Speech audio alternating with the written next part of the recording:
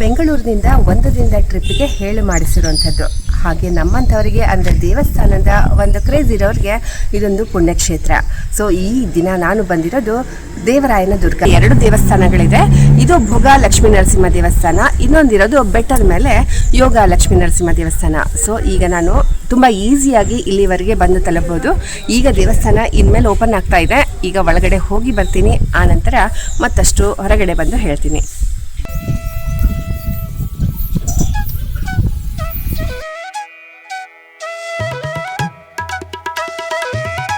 ತುಮಕೂರಿನಿಂದ ತುಂಬ ಹತ್ತಿರದಲ್ಲಿರೋದು, around 20-22 kilometre ದೂರದಲ್ಲಿರೋ ಇದು ದೇವರಾಯನ ದುರ್ಗ ಲಕ್ಷ್ಮೀ ನರಸಿಂಹ ದೇವಸ್ಥಾನಕ್ಕೆ ತುಂಬ ಹೆಸರುವಾಸಿ.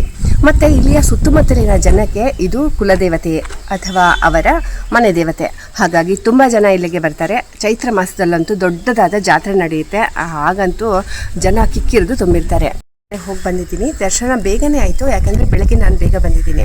ಶುಕ್ರವಾರ, ಶನಿವಾರ ಹಾಗೂ ಭಾನುವಾರ ಈ ದಿನಗಳಂದು ತುಂಬ ಜನ ಇರ್ತಾರೆ. ಆದರೆ ಈ ದಿನ ನಾನು ನಡುವೆ ಬಂದಿರೋದ್ರಿಂದ ನಾನು ಕೇವಲ ಒಂದು 10-15 ಮಿನಿಟ್ಸ್ನಲ್ಲಿ ದರ್ಶನ ಮುಗಿಸ್ಕೊಂಡು ಬಂದಿದ್ದೀನಿ. 2-3 ಫೀಟ್ನಷ್ಟು ಎತ್ತರ ಇರುವಂಥ ಲಕ್ಷ್ಮೀ ನರಸಿಂಹನ ವಿಗ್ರಹ ತುಂಬಾ ಚೆನ್ನಾಗಿರುವಂಥದ್ದು, ತುಂಬ ಸುಂದರವಾಗಿರುವಂಥದ್ದು. ದರ್ಶನ ತುಂಬ ಚೆನ್ನಾಗಾಗುತ್ತೆ. ಮತ್ತು ಒಳಗಡೆ ಹೋದ್ಮೇಲೆ ಮತ್ತೊಂದು ಲಕ್ಷ್ಮೀ ದೇವಸ್ಥಾನ ಕೂಡ ಇದೆ. ಭೋಗ ಲಕ್ಷ್ಮೀ ನರಸಿಂಹ ದೇವಸ್ಥಾನದ ಎಡಗಡೆಗೆ ಇಲ್ಲಿರೋದು ಸಂಜೀವರಾಯ ದೇವಸ್ಥಾನ, ಅಂದರೆ ಆಂಜನೇಯನ ದೇವಸ್ಥಾನ. ನಿಂತಿರೋ ಭಂಗಿಯಲ್ಲಿರೋ ಈ ವಿಗ್ರಹ ತುಂಬ ಪುರಾತನವಾಗಿರುತ್ತೆ ಅಂತ ಹೇಳ್ತಾರೆ. ಉತ್ಸವ ನಡೆಯುತ್ತೆ ಅಂತ ಹೇಳಿದರೆ ಚೈತ್ರ ಮಾಸದಲ್ಲಿ ಅದರ ರಥ ಕೂಡ ಇಲ್ಲಿ ನಿಲ್ಲಿಸಿರ್ತಾರೆ. ಆಮೇಲೆ ಇದು ಲಕ್ಷ್ಮೀ ನರಸಿಂಹ ದೇವಸ್ಥಾನಕ್ಕಿಂತಲೂ ತುಂಬ ಹಳೆಯದಾಗಿರೋದಂಥದ್ದು. ದುರ್ಗ ಅನ್ನೋದು ಒಂದು ಪರಿಸರ ಸಾನ್ನಿಧ್ಯದಲ್ಲಿ ಇರುವಂಥ ಸ್ಥಳ. ಹಾಗಾಗಿ ನಾನು ಇಲ್ಲಿ ಹೋಗುವಾಗ ತುಂಬಾ ವ್ಯೂ ಪಾಯಿಂಟ್ಸ್ ನೋಡಿದೆ. ಅದರಲ್ಲಂತೂ ಒಂದು ತುಂಬ ಫೇಮಸ್ ಆಗಿರೋ ವ್ಯೂ ಪಾಯಿಂಟ್ಸ್ನ ನಾನೀಗ ನೋಡೋಕ್ಕೆ ಹೋಗ್ತಾ ಇದ್ದೀನಿ. ಸ್ವಲ್ಪ ನಡ್ಕೊಂಡು ಬರಬೇಕು.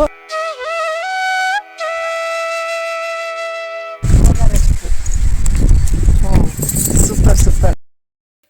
ಈ ಊರಿಗೆ ಮೊದಲು ಆನೆಗುಂದಿ ಅಂತ ಕರಿತಾ ಇದ್ರಂತೆ. ಇದಕ್ಕೆ ಕಾರಣ ಅಂದರೆ ಒಂದು ಬೆಟ್ಟದ ಮೇಲೆ ಒಂದು ಆನೆಯೊಂದು ಹತ್ಕೊಂಡು ಹೋಗ್ತಾ ಇತ್ತು. ಅದು ಜಾರಿ ಪ್ರಪಾತಕ್ಕೆ ಬೀರೋದ್ರಿಂದ ಆನೆ ಬಿದ್ದ ಸರಿ ಅಥವಾ ಆನೆ ಬಿದ್ದ ಜರಿ ಅಥವಾ ಈ ಏರಿಯಾಕ್ಕೆ ಆನೆಗುಂದಿ ಅಂತ ಕೂಡ ಕರಿತಾ ಇದ್ರು.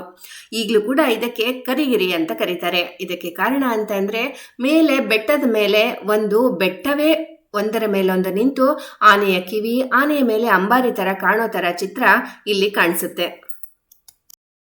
ಕರಿಗಿರಿ ಬೆಟ್ಟ ಅಂತ ಆದಮೇಲೆ ಯಾವಾಗ ಮೈಸೂರಿನ ಒಡೆಯರು ಇದನ್ನು ವಶಪಡಿಸ್ಕೊಂಡ್ರು ಆಗ್ಲಿಂದ ದೇವರಾಯನ ದುರ್ಗ ಅಂತ ಹೆಸರುವಾಸಿಯಾಗಿದೆ. ಇಲ್ಲಿ ಯೋಗ ಲಕ್ಷ್ಮೀ ನರಸಿಂಹ ದೇವಸ್ಥಾನಕ್ಕೆ ಹೋಗುವಾಗ ತುಂಬ ವ್ಯೂ ಪಾಯಿಂಟ್ಸ್ ಬರುತ್ತೆ ಅಂತ ಹೇಳಿದೆ. ಅಂಥದ್ರಲ್ಲಿ ಇದು ಕೂಡ ಒಂದು.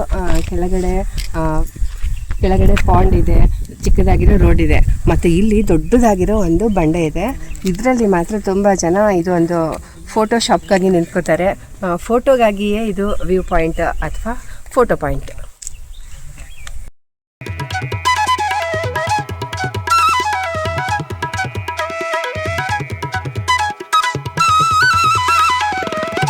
ಇದನ್ನು ಸ್ಪೆಷಲ್ ಸೂರ್ಯಾಸ್ತ ಹಾಗೂ ಮತ್ತು ಸೂರ್ಯೋದಯನ ನೋಡೋಕ್ಕಂತ ಇಲ್ಲಿ ಬರ್ತಾರೆ. ಇಲ್ಲಿ ಬಂದು ಕೂತ್ಕೊಂಡು ನೋಡ್ಕೊಂಡು ಹೋಗೋಕ್ಕೆ ತುಂಬ ಅನುಕೂಲವಾಗಿರುವಂಥದ್ದು ಒಂದು ನ್ಯಾಚುರಲ್ ಇಲ್ಲಿ ಪಾಯಿಂಟ್ ಇದೆ.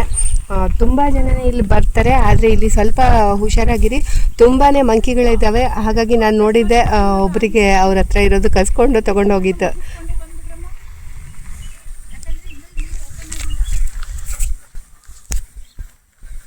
ಈಗ ನಾನು ಹೋಗ್ತಾ ಇರೋದು ಯೋಗ ಲಕ್ಷ್ಮೀ ನರಸಿಂಹ ದೇವಸ್ಥಾನಕ್ಕೆ. ಕೆಳಗಡೆ ಭೋಗ ಲಕ್ಷ್ಮೀ ನರಸಿಂಹ ದೇವಸ್ಥಾನದಿಂದ ಅರೌಂಡ್ 2 ಕಿಲೋಮೀಟರ್ ದೂರದಲ್ಲಿದೆ. ಇಲ್ಲಿವರೆಗೂ ಅಂದರೆ ಈ ಸ್ಟೆಪ್ಸ್ನ ಕೆಳಗಿನವರೆಗೂ ಒಂದು ಚಿಕ್ಕದಾಗಿರೋ ಪಾರ್ಕಿಂಗ್ ಏರಿಯಾದವರೆಗೂ ನಾವು ನಮ್ಮ ಗಾಡಿನ ತೊಗೊಂಡು ಬರ್ಬೋದು. ಇಲ್ಲಿಂದ ಮಾತ್ರ ಸ್ವಲ್ಪ ಸ್ಟೆಪ್ಸ್ ಶುರು ಆಗುತ್ತೆ. ಇಲ್ಲಿಂದ ಹತ್ಕೊಂಡು ನಾವು ಮೇಲೆ ದೇವಸ್ಥಾನಕ್ಕೆ ಹೋಗಬೇಕು. ಮೇಲೆ ಹತ್ಕೊಂಡು ಬರುವಾಗ ಸ್ವಲ್ಪ ಅಂತೂ ಆಯಾಸ ಆಗುತ್ತೆ. ನಾನೀಗ ಗರುಡಾಂಜನೇಯ ದೇವಸ್ಥಾನಕ್ಕೆ ಬಂದಿದ್ದೀನಿ. ಇದು ಇಲ್ಲಿಗೆ ಬಂದ್ರಿ ಅಂತಂದರೆ ಅರ್ಧ ಮೆಟ್ಲು ಹತ್ತು ಬಂದಂಗೆ. ತುಂಬ ಕಷ್ಟ ಏನಿಲ್ಲ, ತುಂಬ ಈಸಿಯಾಗಿರೋ ಸ್ಟೆಪ್ಸ್ ಇದೆ, ಅರೌಂಡ್ 200. ಮತ್ತು ಇಲ್ಲಿ ಬಂದಮೇಲೆ ದೊಡ್ಡದಾಗಿರೋ ಗರುಡಾಂಜನೇಯನ ದೇವಸ್ಥಾನ. ಇಲ್ಲಿಂದ ಮತ್ತಿಷ್ಟು ಅರ್ಧ. ಇಲ್ಲಿ ನಿಂತ್ಕೊಂಡು ಒಂದು ಒಳ್ಳೆ ವ್ಯೂ ನೋಡ್ಬೋದು. ಸೊ ಬ್ಯೂಟಿಫುಲ್ ಆಗಿರೋದು. ಆಯಾಸ ಆಗಿತ್ತು ಅಂದರೆ ಪರಿಹಾರ ಮಾಡಿಕೊಂಡು ಮತ್ತೆ ಮುಂದೆ ಹೊರಡ್ಬೋದು.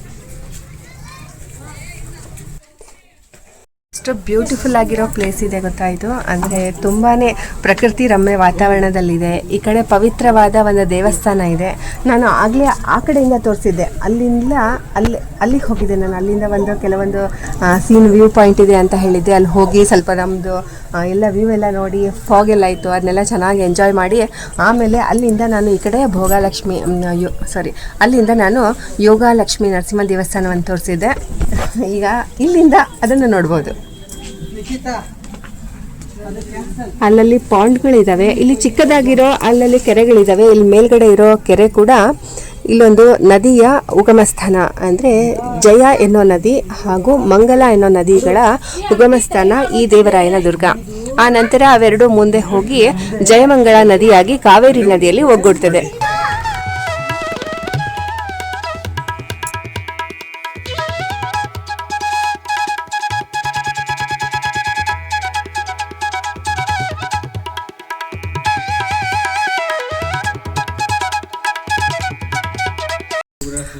ಇದು ದೇವಸ್ಥಾನಕ್ಕೆ ಹೋಗೋ ಪಕ್ಕದಲ್ಲೇ, ಅಂದರೆ ಮೇಲ್ಗಡೆ ಇನ್ನೊಂದು ಸ್ವಲ್ಪ 4 ಸ್ಟೆಪ್ಸ್ ಹತ್ಕೊಂಡು ಬಂದರೆ ಆಯಿತು. ಈಗ ದೇವಸ್ಥಾನ ಬರ್ತಾ ಇದೆ, ಅದರ ಪಕ್ಕದಲ್ಲೇ ಇರೋದು ಕಲ್ಯಾಣಿ.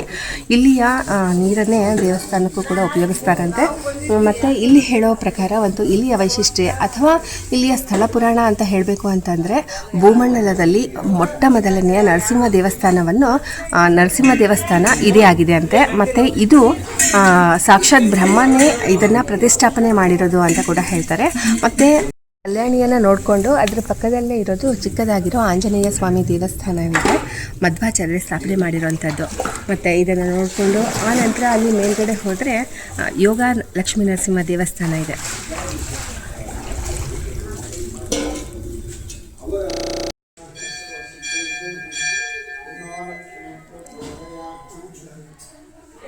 ಅರೌಂಡ್ 200 ಸ್ಟೆಪ್ಸ್ ಹತ್ಕೊಂಡು ಬಂದಮೇಲೆ ನಾನು ಯೋಗ ಲಕ್ಷ್ಮೀ ನರಸಿಂಹ ದೇವಸ್ಥಾನಕ್ಕೆ ಬರ್ತೀವಿ.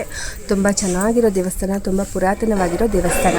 ಇದನ್ನು ಬ್ರಹ್ಮನೇ ಈ ದೇವಸ್ಥಾನವನ್ನು ಪ್ರತಿಷ್ಠಾಪನೆ ಮಾಡಿದ ಅನ್ನೋದೊಂದು ಇಲ್ಲಿಯ ಪುರಾಣದ ಇತಿಹಾಸ ಆಯಿತು. ಅಂದರೆ ಕೆಳಗಡೆ ಇರೋದು ಭೋಗ ಲಕ್ಷ್ಮೀ ನರಸಿಂಹ ದೇವಸ್ಥಾನ, ಅಲ್ಲಿವರೆಗೂ ನಾವು ಈಸಿಯಾಗಿ ಬರ್ಬೋದು. ಆದರೆ ಯೋಗ ಲಕ್ಷ್ಮೀ ನರಸಿಂಹ ದೇವಸ್ಥಾನ ಅನ್ನೋದು ನರಸಿಂಹನು ಯೋಗ ಮಾಡ್ತಾ ಇರೋವಂಥ ಭಂಗಿಯಲ್ಲಿರೋವಂಥದ್ದು. ಅದರ ಪಕ್ಕದಲ್ಲಿಯೇ ಶ್ರೀ ಲಕ್ಷ್ಮೀ ದೇವಸ್ಥಾನ ಇದೆ. ಹಾಗಾಗಿ ಅವನು ಇಷ್ಟು ದೂರ ಮೇಲ್ಗಡೆ ಬಂದು, ಅಂದರೆ ಕಾಡಿನಲ್ಲಿ ಪ್ರಶಾಂತವಾದ ವಾತಾವರಣದಲ್ಲಿ ಇರುವಂಥ, ಯೋಗದಲ್ಲಿರುವಂಥ, ಅಂದರೆ ಅದಕ್ಕೆ ತಕ್ಕದಾದ ವಾತಾವರಣದಲ್ಲಿರುವಂಥ ಯೋಗ ಲಕ್ಷ್ಮೀ ನರಸಿಂಹ ದೇವಸ್ಥಾನ ಇದು ಬೆಳಗ್ಗೆ 10 ಗಂಟೆಯಿಂದ ಸಂಜೆ 5 ಗಂಟೆವರೆಗೂ ಮಾತ್ರ ತೆರೆದಿರುತ್ತೆ.